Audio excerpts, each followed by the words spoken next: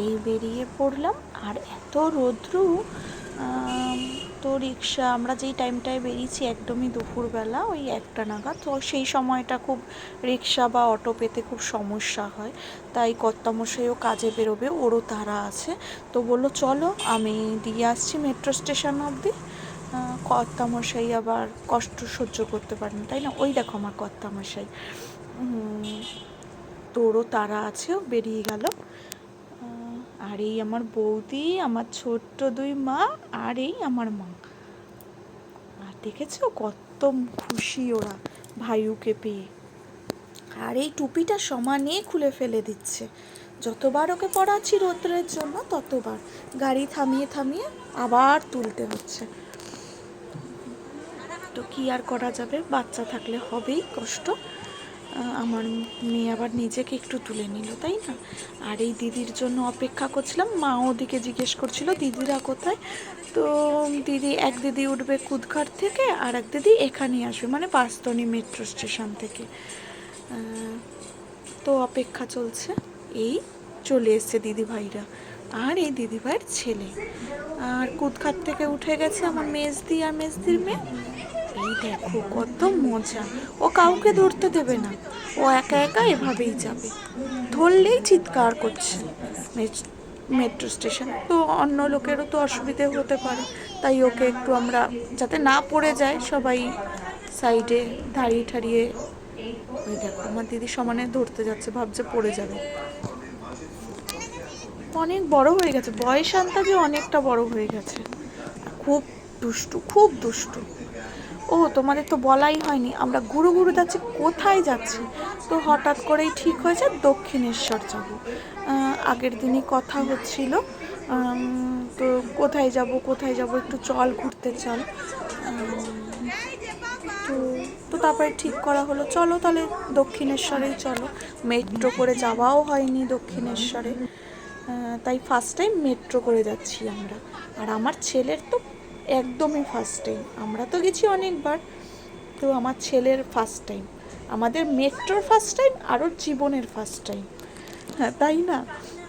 আর এই সবাইকে একটু তুলে নিলাম, আমি নিজেকেও তুলে নিলাম একটু।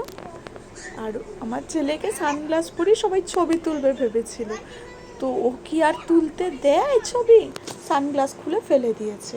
আর এই কথা বলতে বলতে চলে আসলাম দক্ষিণেশ্বর, একদম স্টেশনে। এখন এত সহজ হয়ে গেছে আসা দক্ষিণেশ্বর, কোনো মানে অসুবিধেই হয় না। একদম মানে যার যেই জায়গার থেকে উঠলে একদম দক্ষিণেশ্বর মেট্রো স্টেশন নামা।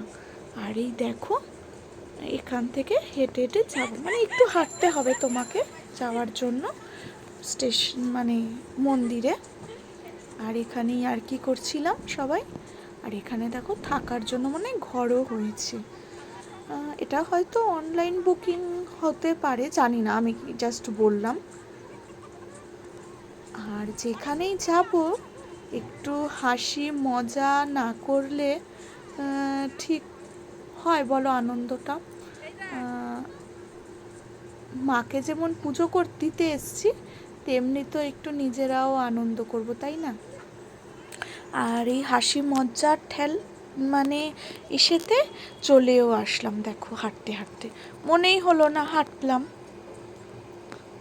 ফ্যামিলির সাথে যাওয়ার মজাই আলাদা, তাই না? আর যদি থাকে তোমার বাচ্চা, তাহলে পরে ফ্যামিলির সাথে যাওয়ার একটা আলাদাই আনন্দ আছে।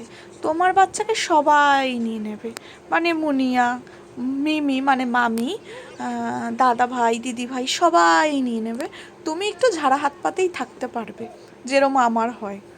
আর এই সবাই মিলে একটু বাইরে ছবি তুলে নিচ্ছিল। আর এই দেখো রামভক্ত হনুমান, এর ছবি না তুললে হয়? এর ছবি তো তুলতেই হবে, তাই না? এখানে অনেক রয়েছে, অনেক হনুমান রয়েছে।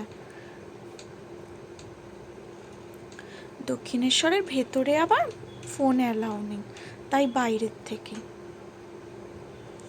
আর আমরা গেছিলাম বৃহস্পতিবার, আর এটা আমি শুক্রবার, আস্তে আস্তে অনেকটা রাত্রি হয়ে গেছে, তারপরে বাচ্চা নিয়ে ওর জন্য আর হয়নি ছাড়া। আর এই দেখো আমার বৌদি আর দাদার দুই মেয়ে হাই করে দিচ্ছে। তারপরে সবাই মিলে পুজো দিতে যাব, ডালা কিনবো এখান থেকেই। আমরা যখন আসি এখান থেকেই পুজো দিই, মানে ডালা কিনে পুজো দিই। এই দেখো গম্ভীরভাবে ছবি তুলছিলাম, আমার দিদিরা বলছে কিরে এত গম্ভীর কেন, একটু হাস। তাই হাসতে গিয়ে বেশি হাসি হয়ে গেছে। এই আমার দিদির মেয়ে, ওর সঙ্গে একটু ছবি তুলে নিলাম ডালা নিয়ে। তারপরে বৌদির সাথে, তারপরে পুজো দিয়ে এসে এই আমার ছোট দুই মা, তারপরে ফ্যামিলির সাথে একটু ছবি তুলে নিলাম। এই মেয়ে, ওরা 3 বোন ছবি তুলবে বলছিল, তুলে নিল। তারপরে ফ্যামিলি ছবি। ভেলুরেও যাওয়া হয়েছিল, তো সেটা আমরা পরে ছেড়ে দিচ্ছি, মানে কালকে আসছে।